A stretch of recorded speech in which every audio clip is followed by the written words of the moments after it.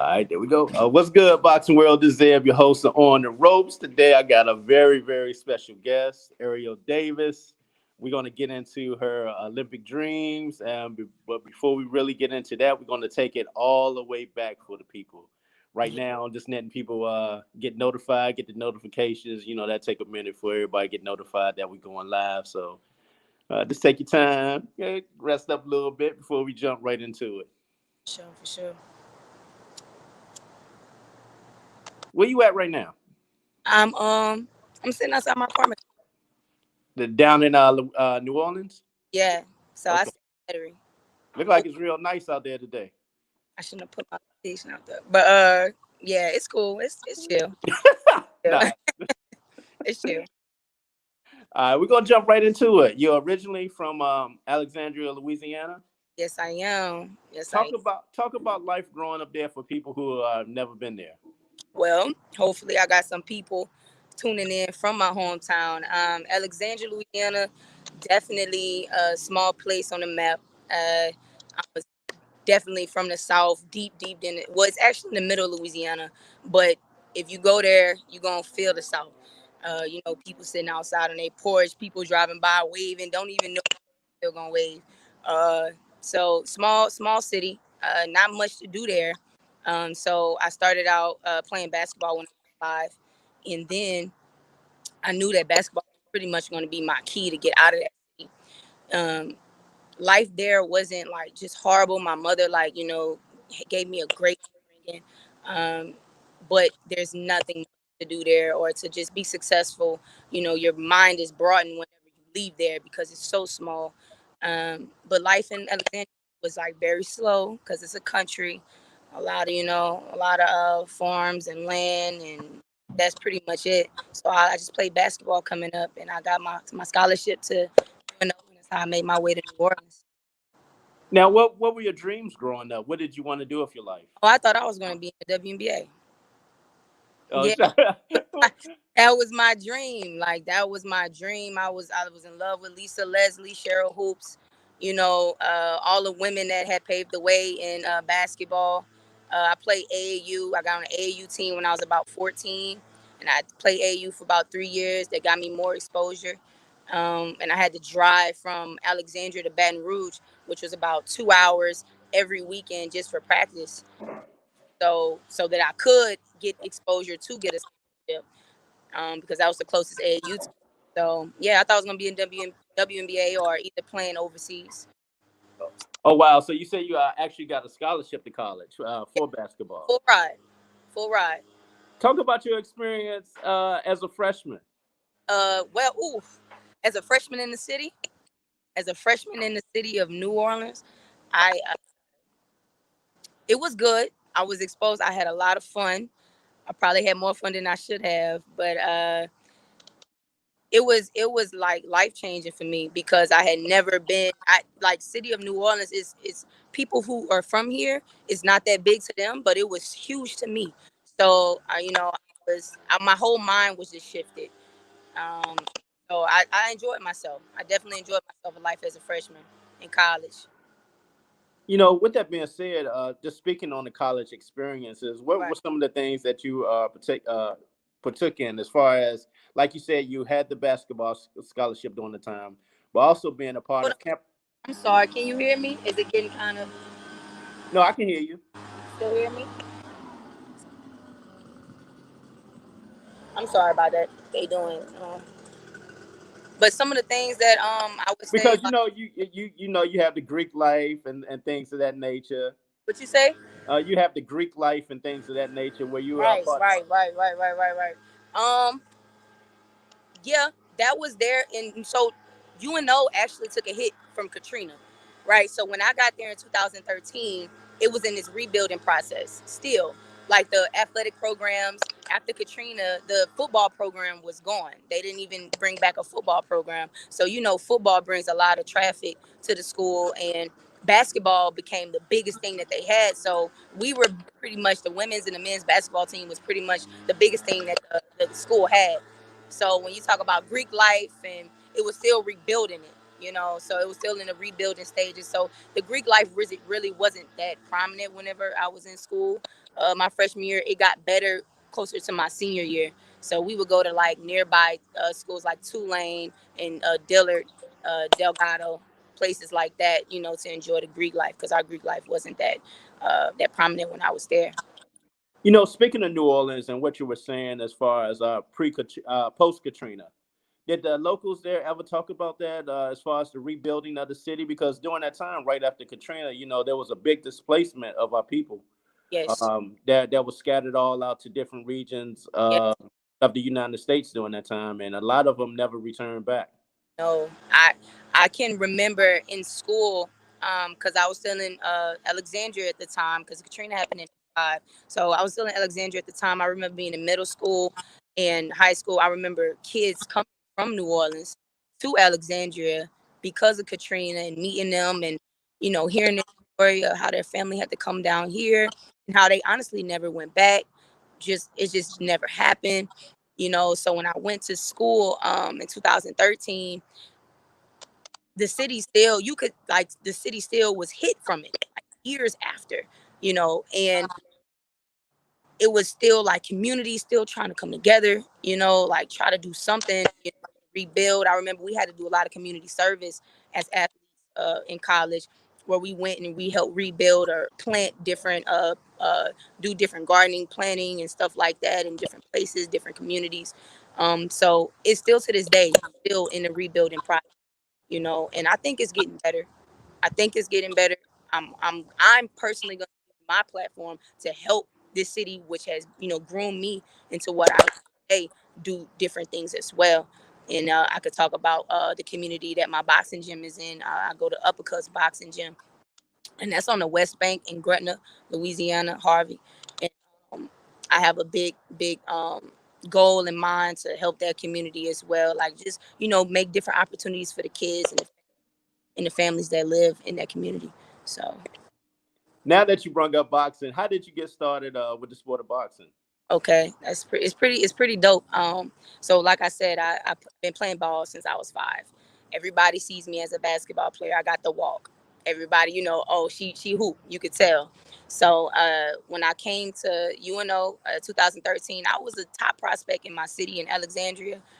Everybody knew I was going to do big things, but like I said, when I came down here for my freshman year, things took a turn. I kind of got. I'm not gonna be honest. I kind of got distracted, and my career didn't go the way that I wanted it to go. And I didn't have a bad career, but I didn't live up to the potential that most of my peers and my supporters, you know, thought of me. So going into my senior year, I put it in my mind, you know, that I was gonna, you know, make that the best year of my career. I was gonna just blow past my goals, do everything I need to do. I had gained about 20, 30 pounds, and I was sitting in the car one day with my best friend, and I said, you know, we need to do something. Like, I need to do something to kickstart this goal that I have.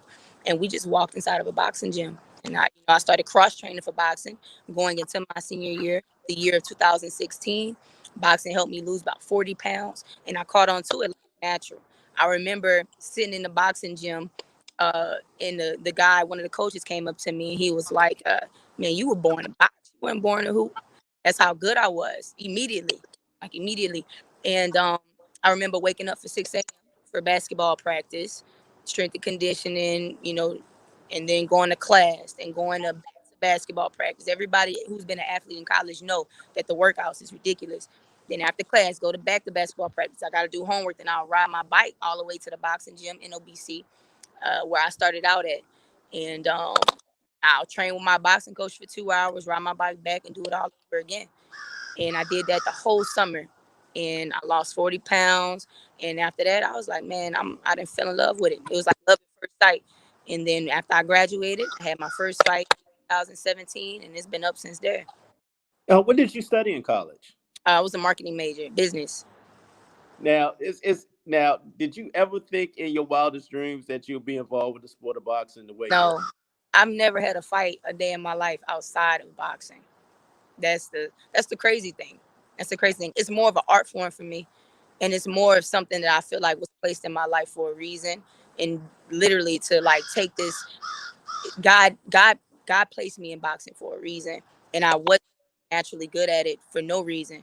You know, I've done things in the nationals. I won the Golden Gloves nationals. Like I've done that in like 3 years record time. You know, so I've fought top girls in the USA and I beat them. So uh, I'm just naturally gifted at it. So no, I definitely was never thought in my mind that I'd be a boxer. You know, so What was your experience like for the first time competing in a tournament? okay. So my first tournament was the 2018 National Golden Gloves. Um, it was amazing. I got it to the nationals with only 5 fights. First fight in the nationals, I won it. My second fight, so I was in the semifinals against Whitney Gomez, and I lost split decision, very close fight. But that fight right there, that's the only one of my L's that I haven't been able to redeem. Everybody else that I lost to, which I took 3 L's in my career, I'm 21-3.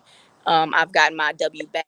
She's the only one I haven't got my W back on, and that was a great experience because I was exposed to the judging in amateurs. I was exposed to the point system and how things are scored, and the difference between my style that my trainer has implemented and with amateur boxing. So I have made way much more of a pro style than an amateur boxing style. You know, so I pick my punches. I hit, don't get hit. In amateur, they want to see who works harder. You know, punches in bunches, rack up the points. You see what I'm saying? So I was exposed to that. But it was a great experience. Great experience. It was in Omaha, Nebraska. So I got to see where Terrence Crawford, was grew up and stuff like that. So it was a great experience.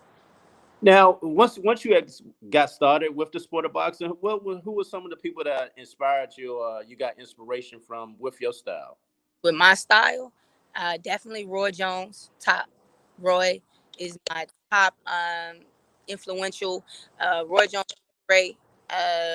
Pernell Whitaker for his defense. Sweet Um, Pea. Sweet Pea. My coach used to call me Sweet Pea. Uh, like now we gotta find a new name. I don't like taking people names, but he used to call me Sweet Feet, Sweet Feet. So because I was good on my feet. I got great feet work. But yeah. So Roy Jones, Sugar Ray, Pernell, and yeah, I like them. Those are the ones that influenced me. That influenced me. Yeah.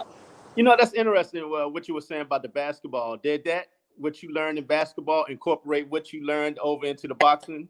Definitely. I give credit where it's due. Basketball is probably 80% why I'm so good at boxing. Because my thing that stood out to me, that I was a leader on my team. I was, team captain uh my junior and senior year at UNO. And it was because I was a great vocal leader, and I was like, my work ethic was just ridiculous. And that's what got me. Like I was never in basketball, I was never like the most talented, but I worked the hardest, right? So when it came to like when we're in practice and my coach was trying to demonstrate a drill, I was the demonstrator because I paid attention to details so well, and being able to have footwork, hand-eye coordination, bouncing that ball for all those years without looking really can go past somebody's mind. Like, wow, okay, that's a lot of hand-eye coordination. So yeah, it transferred over to boxing very well, very well. You know Like what? like a jab step on the court is the same as a feint in the ring. So I was like, okay, if you can just put it in your mind and connect it to, you can be a dog. So I was like, okay, I want to go back a little bit because what you said was that you had the passion of being in the NBA, WNBA. right. Do you have any regrets at all during that time that you didn't put the 100% in early, like you're talking about? Oh yeah. I mean, of course I do, but like once again, I'm like, okay, it all happened for a reason.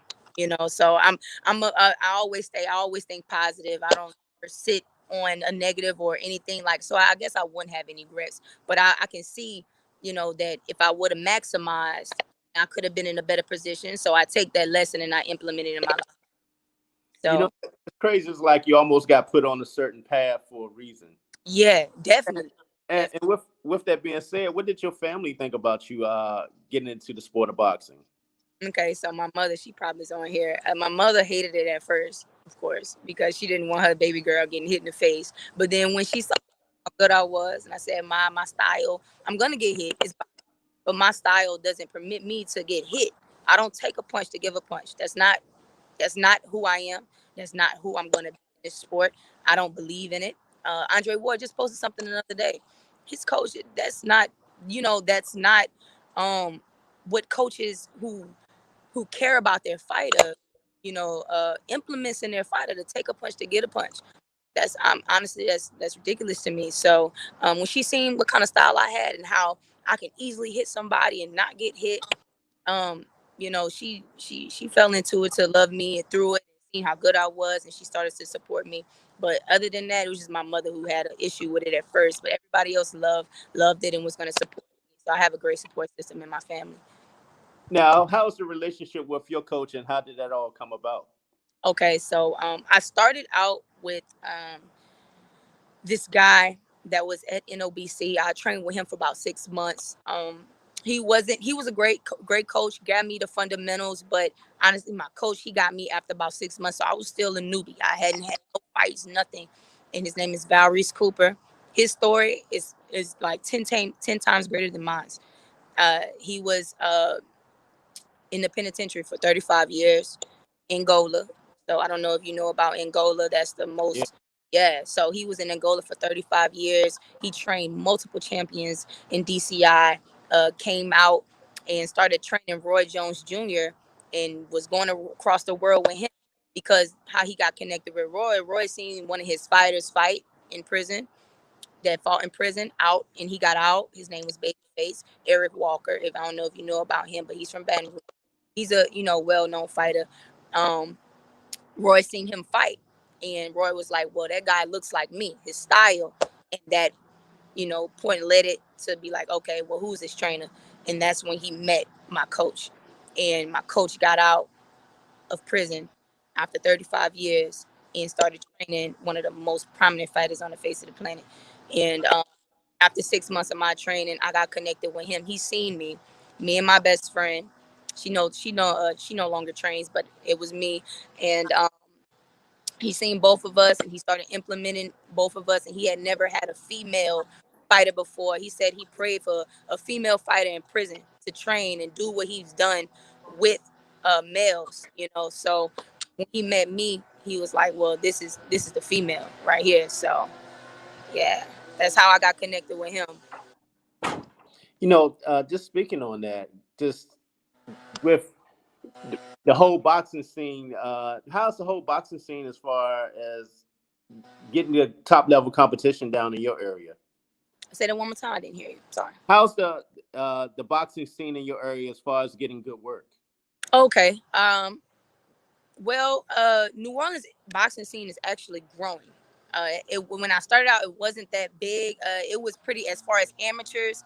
The top amateurs when I started out was Sean Silky, uh, Sean Hemphill. He's pretty known. He's a pro now. I think he's like 7-0. But he was a top amateur. He was on the USA boxing team. So that was pretty much it as far as like top amateurs. And then when I started making my name for myself and going to these tournaments, I made a name for myself. So I was a top amateur.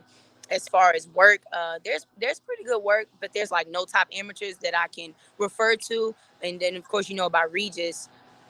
He's a professional down here. Um, but as far as like it's good work, but there's no top amateurs. If that but there's good work for me. I don't spar nothing but boys.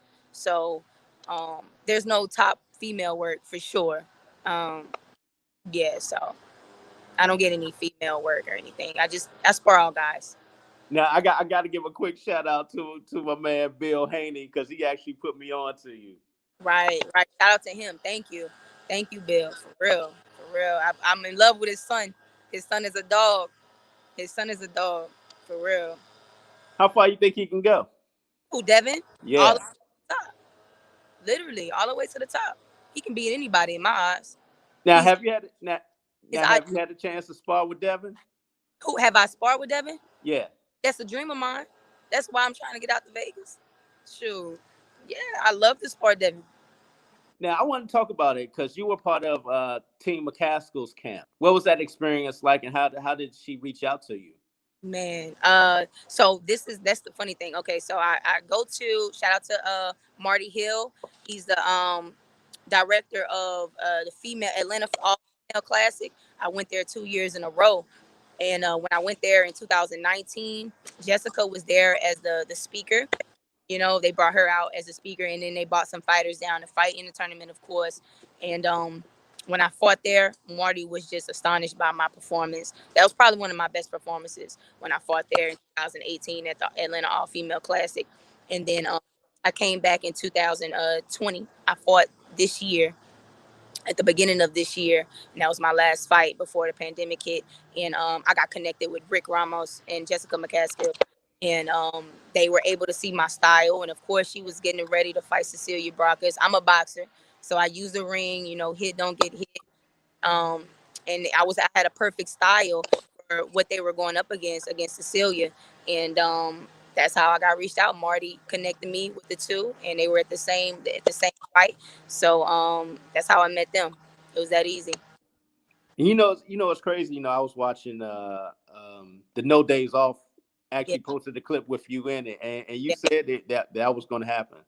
yeah. I said it. I thought she was gonna knock her out, but she did it. She did enough job to get the W. I really thought she was gonna knock her out with the overhand right. She has a great overhand right. She has great punching power. So I thought she was gonna knock her out, but she got the W. So I was happy with it. Now, will you be invited? Well, I'm quite sure you'll be back in the camp. Oh, you Yeah, might. Is it yeah. too close to the Olympics with that being coming back into the camp? Oh yeah, yeah. I'm going back supposedly in December because they're scheduled to fight early of next year for the rematch. I didn't think Cecilia was gonna come out of retirement. I didn't think she was gonna come back after that. I was surprised that she did. So I'm excited for it. It's gonna be a good one. I'm excited to see what she might try to do different to get the W. So but I know Jessica, she gonna work hard. She gonna work hard to make sure that doesn't happen. Now we got to talk about it. The Olympics 2021, Yeah. Tokyo, Japan. You're going to be a part of the Haitian team. How did that all come about? Okay, so um, when I started winning these tournaments, so I went to the national, then I went 2018. I went to the Eastern qualifiers. I won that. Um, that was my second national tournament. Won it with a breeze, easy. Um, that's when I was exposed to uh, Nick. He's a part of the Haitian team, and he trains out in Vegas. He's a heavyweight. And he seen me, and I don't know how he knew or possibly got to ask me, "You got Haitian in your blood?" And I said, "I do." I don't know how he knew, but he did. He asked me. I said, "I do." He was like, "You should look into representing Haiti." And for some reason, and then I was connected with Catherine Sterling, great boxer, amateur boxer. She's made her name in the nationals as well. She's the other female with me that's on the team that's going to make history as being one of the first few women to represent Haiti in the Olympics. And when he asked me, I'm like, man, that's crazy because I was actually being like tugged, like, what do I do? Do I go to the Olympics? And then my political view and my view of like what I really wanted to represent started tugging at me. And he asked me, and I'm like, okay. I thought about it. Then 2019 came around. I had a great talk with Catherine on the phone for like an hour, and we talked about it. And I was like, yeah, I'm gonna do that because my whole career is based around making history and leaving a legacy and doing something that that's going to be remembered after I'm gone. So of course I would like to represent a country that was the first led Black republic to be free in the whole world, Haiti. A lot of people don't know about the history and how thick it is, but it's so much. And even me, I'm still learning about my blood. It's through my father's side, and I definitely, it's an honor to represent a country like that after what so much they've been through and what they've been through in history. So that's how I got to my decision on that.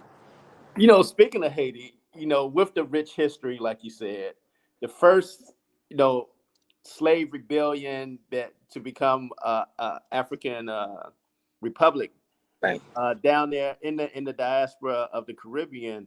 right, It's such a rich history behind that because of the tenacity of the people, right, and it has this connection also with Louisiana because with the 1804 revolt, then 1811 it was the largest slave revolt in America, right, and it's crazy about it because we're talking about during a time where there's no social media, no cell phones, no things, that the spirit of the people was able to connect with the people down in Louisiana with Right. the same type of background that slave revolt took place. And then you had the with the French and with the purchase of the Louisiana Purchase to America, which made America larger during that time. But what's so crazy about sorry about that, about the country of Haiti, that even after overcoming the French, that they actually had to pay reparations for freeing Still, themselves. and still, that's crazy, right? That's And crazy.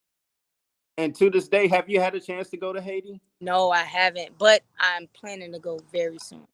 Very soon, with all this pandemic and stuff going on, the travel ban in some countries, this and that. It's a little ridiculous, but I am planning to go very soon. Very soon. Very soon. Because Haiti hasn't had medalists since 1928 Civilio Cater Yeah, in the long jump.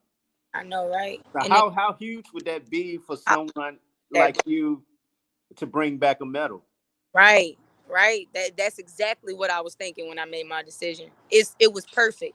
It was just perfect. I was like, I have to do it. I got to. I got to. There's no other, like, who am I if I don't? So that's what life is all about, reaching for the stars. You know what I'm saying? When we here in this life, and you can't have no, like, just, you gotta just go for it, without no fear, no nothing. Fear doesn't even exist anyway. So yeah, What weight will you be fighting at? I'm gonna be fighting at 69 kg. So Okay. 152, because with females they took out. I usually fight at 41, so it was either I cut down to 32 or I go up to 52. They took out the 41, and it's only 5 weight classes for women, so I had the choice to make. I had fought one fight at 32. I felt very weak, and in the amateurs you got to hold a weight because you have to weigh in multiple days at a time. So I was like, what, I'm not gonna just kill myself to make a weight where I can just fight at a weight where I'm comfortable at, strong, and use my speed against bigger girls. So Now, has your father ever talked about the rich history of Haiti, yeah, or the Haiti background, Haitian background? yeah. So my dad is the one who really gives me most, like, the history and information and stuff to help me, learn about it. And he speaks broken French, Creole, and sometimes he helps me with the language, and because I really do want to learn it. And it's like language, nobody, they created their own language, which is pretty cool. Exactly, I'm saying, exactly. so they had to. So um, he teaches me about it because my grandfather, his father actually was definitely born and raised. He didn't come. He stays in Miami now. A lot of people stay in Miami. He stays in Miami now, but I talk to my grandfather, my papi sometimes, and my mommy sometimes. So yeah, he lets me know a little bit of something every now and then.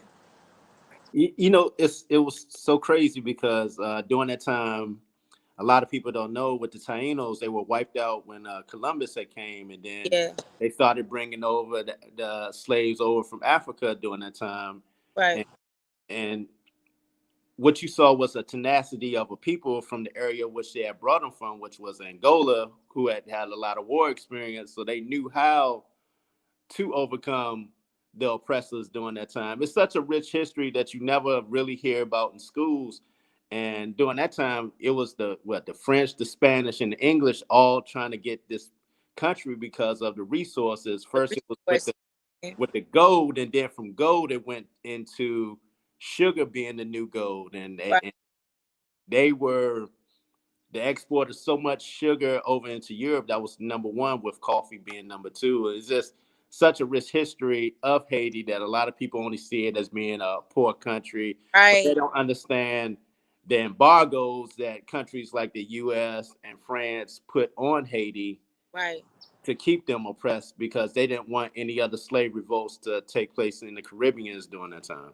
Right. That's, man. It doesn't, that right. With everything you saying doesn't do anything but put a fire, like, underneath me to train harder so that I can bring light to this through boxing. So that's what it's all about, using boxing to bring light to what needs to bring light to. You know what I'm saying? So yeah, that's definitely the key. Because Yeah, I heard you talk about in an interview before. It's like a spiritual journey for you. Talk. definitely. What do you mean by that? Talk about that. Okay, so spiritual journey, everything for me is spirit led. Um, I'm definitely very highly spiritual. I don't hold close to no religion, but I know that there is a God and there's a God governing my life and everybody's life. Everybody has a purpose here, So we're only here for like this, like that, like literally like that. Anything like, especially with this pandemic, this is the biggest global pandemic in history, from my understanding. I don't operate on a low level. I definitely vibrate high.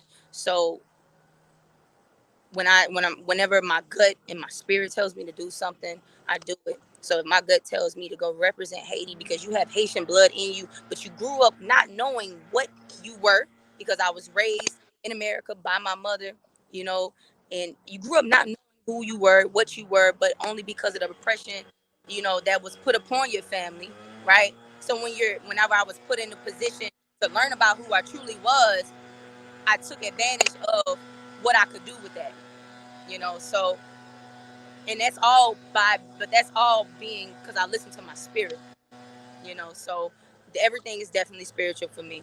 Everything, everything. I truly believe that because it's the God that lives within us that Yes, that leads us. So I truly believe that. definitely, definitely. You got to. Now, with your journey and to becoming a Olympic champion, what's the toughest thing you've been through along this road and journey? Okay, so I would have to say, basically, everything that I do is self motivated person. Like when I started out my journey of losing my weight, like having my senior career be the best career of my life.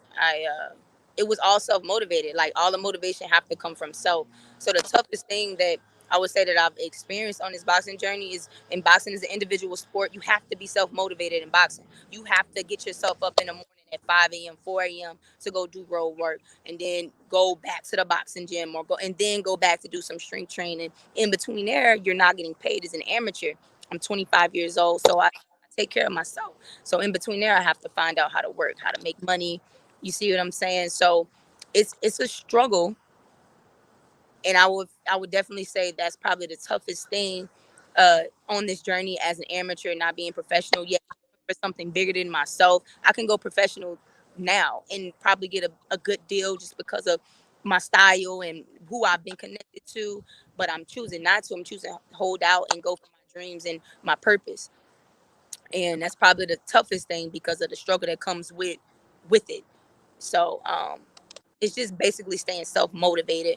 But I'm so good at being self motivated because that's how I started out when I had my first like awakening.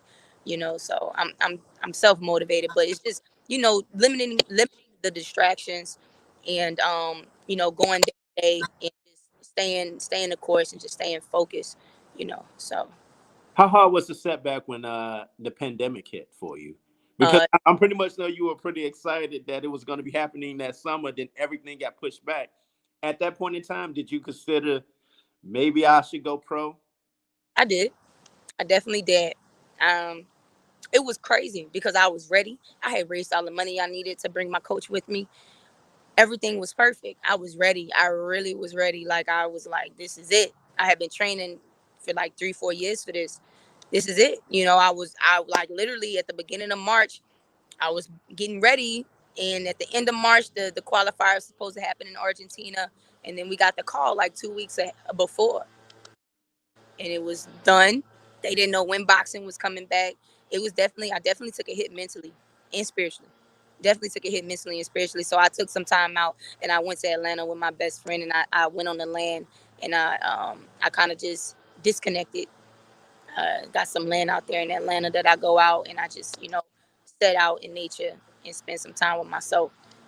And, I disconnected and I realized that, of course, once again, it was all a part of the plan. It was just more time for me to train, more time for me to go out to Team McCaskill, more time for me to make more connections, build my style, build my career, build who I am as a person, and become stronger mentally, so that when I come around next year, I'll be that more detrimental. I mean, that more dangerous in where I'm walking into, So What's your thoughts on the state of women's boxing right now? Do you think they get the respect that they deserve?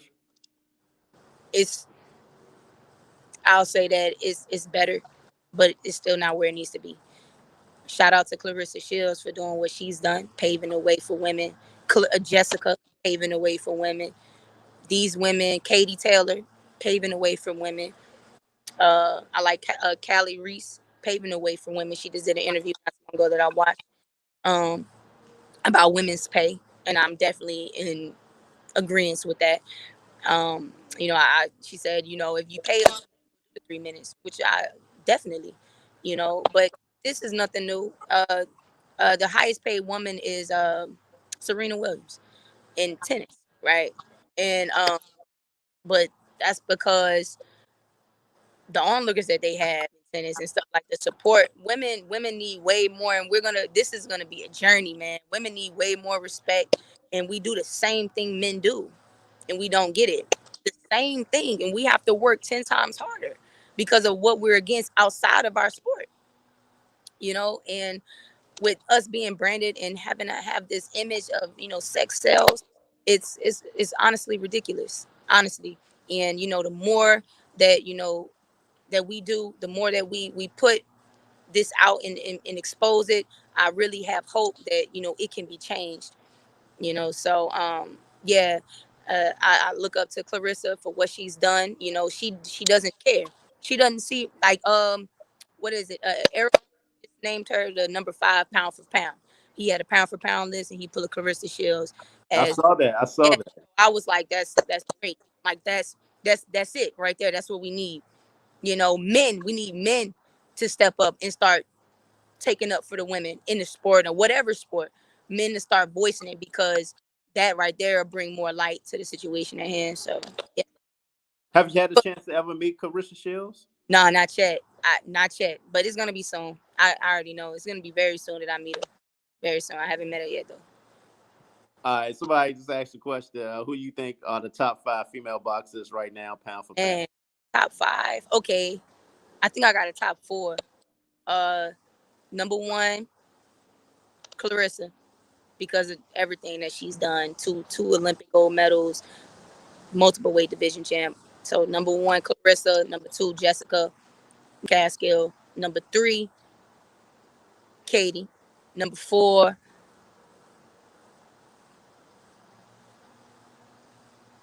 man. Actually, yeah, I just got 3. I don't even got 5. I gotta ask though. Wait, hold up. I'll put Layla. Layla. Layla going. Layla Ali gonna go in there. She gonna go in there. And I'm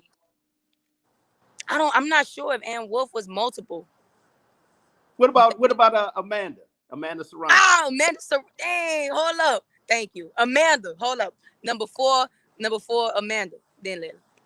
Yeah, Amanda a dog. You right. She a Amanda dog. She a dog. a dog. You I know, can't you know, talk I, about him. it's funny that you say that, right? Because I did an interview with her, and she talked about that, the discrepancy in the pay as far as Yeah. women's boxing, and the things that she had to do in order to supplement income. Like, She, I'm not lying. For Puerto Rico, she done a lot. She has. she's actually even been over to MMA fighting. She's been Yeah. in jiu-jitsu and want to go. I was Yeah. like, man. She done a lot. So I can't believe I'm that man. For sure, man. Yeah. Now, how excited are you that it's getting that much closer to achieving your dream? Man, I'm really excited. Very excited. I'm honestly so excited. I just got to keep myself calm and just compose. So I'm just getting more focused into my training. Um, that's it. I'm gonna just be ready mentally. I'm just really focusing on up here. I know I'm gonna be in physical condition, top physical condition, but I'm really just focusing up here. That's really what's I'm manifesting it already. I'm winning. I'm seeing my hand race already.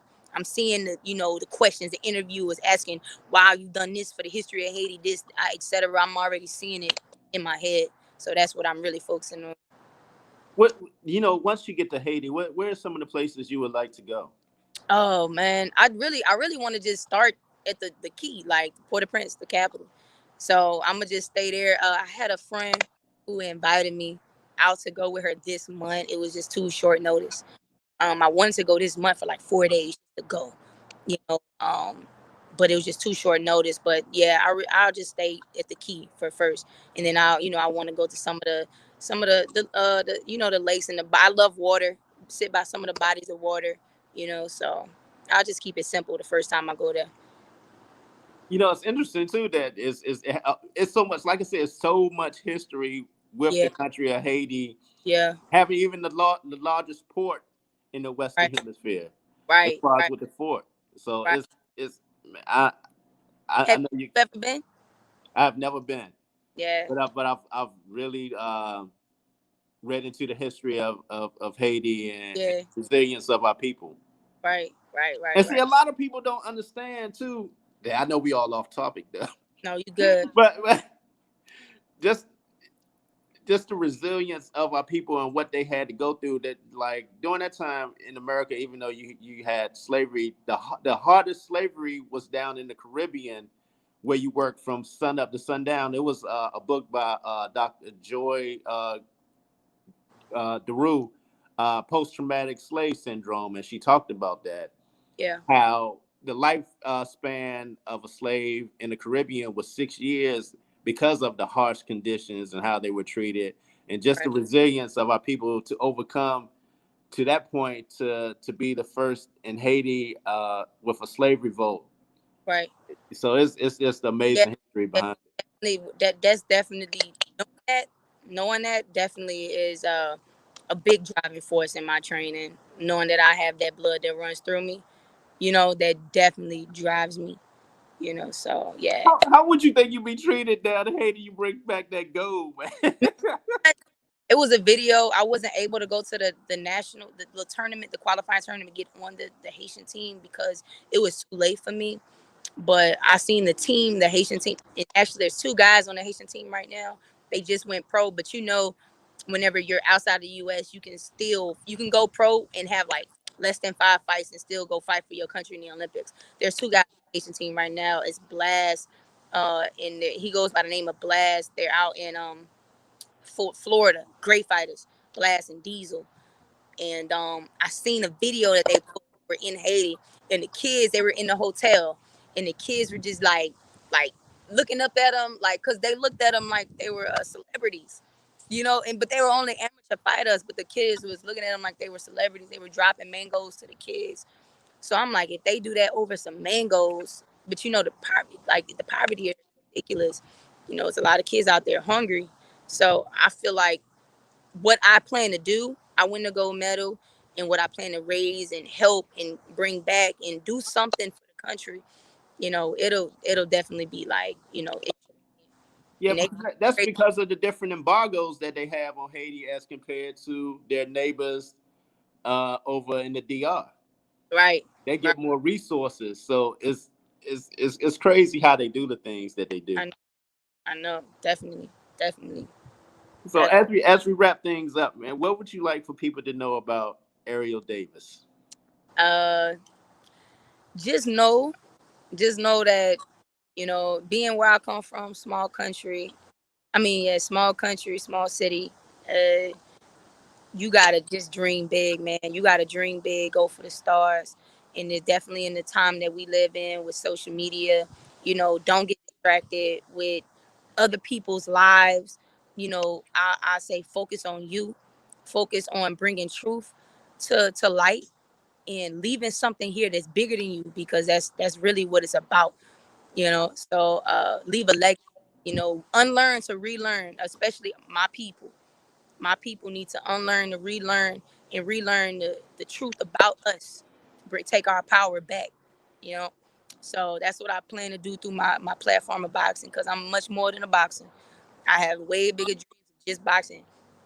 That I plan and I hope to have a school one day, So, and that's what I'll tell everybody, man. You got to dream big and jump off the cliff and just go. Literally, just go. Just go. I truly appreciate your time today. I'm wishing nothing but the best for you. Thank you. Um, any shirts, anything you gonna be having, like any merchandise, man, that Yeah, people can support? I have a couple people who supported me. This is my first shirt that I created, right? So my number is 6, and that's my at name on Instagram, creation. That's my first name. You know, I was a new creation. I recreated myself, and I got the 4 A's to make it different. Nobody got 4 A's in creation. So yeah, this is my logo right here, and this my first shirt. It's like a little hoodie, unisex hoodie in the bag. It's fly. So yeah, this is my first shirt. I'm gonna have a link in the bio soon for you to support if you want to grab one. So I mean, I truly appreciate your time. We definitely gonna be riding for you. Man, thank you. you gonna have a whole country on your back. Literally. So you said And the ancestors. And the and ancestors. the ancestors. You said it. You said it on today. What today is? November the 17th, 18th, 18. 18th. You said it on November 18th, 2020. So just remember that for I sure. mean, much respect. Much respect. Thank you. Take care. All right. All right, there you have it. Ariele Davis, man. I told you, man. And not only do we talk boxing, man, we talk about life. We talk about spirituality that's involved, man. Our people. I'm gonna keep it 100 with you, man. So I truly appreciate everyone tuning in. Let everyone know about On the Ropes, and thank everyone for tuning in. Anthony Shabazz, Cherie Turner, uh, and others that also tuned in as well. On the Ropes. I'm out.